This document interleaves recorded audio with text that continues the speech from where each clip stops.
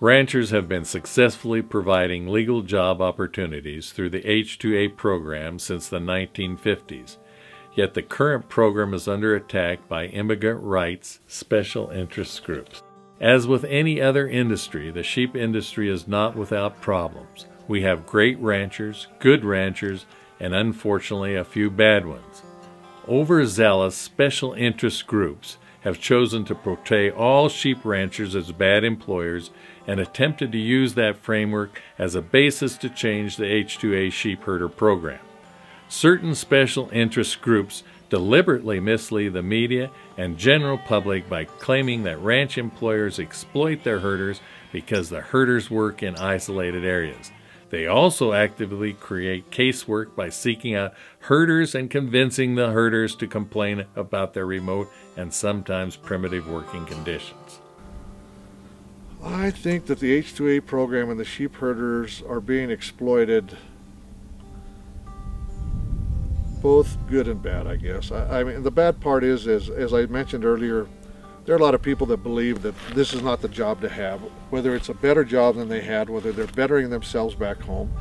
And even though they know the job and like it, you've got people saying that they shouldn't be doing this, that it's dangerous, that it's lonely, and that the living conditions are bad. But I can tell you what, I said most of these men eat better when they come here than they do at home. In fact, a study done by Western Range Association in the early 2000s for 5 years showed that Peruvians, they weighed the Peruvians when they came, and they weighed them when they went home, and they all went home 20 to 22 pounds heavier. So, you know, the living conditions are good. It's a nomadic life. They're used to nomadic lives. A lot of these men in South America live in villages, and that's what they do, is they herd their sheep, so it's nothing different than what they've done. But I think that the groups here are trying to use it as advocates for immigrants. And on the other side, I think the H-2A program may be one of the solutions to the illegal immigration problem, because there are programs that can be put in place to bring these people from other countries to work in the United States legally. It has been our observation that the H-2A herders typically come from impoverished backgrounds.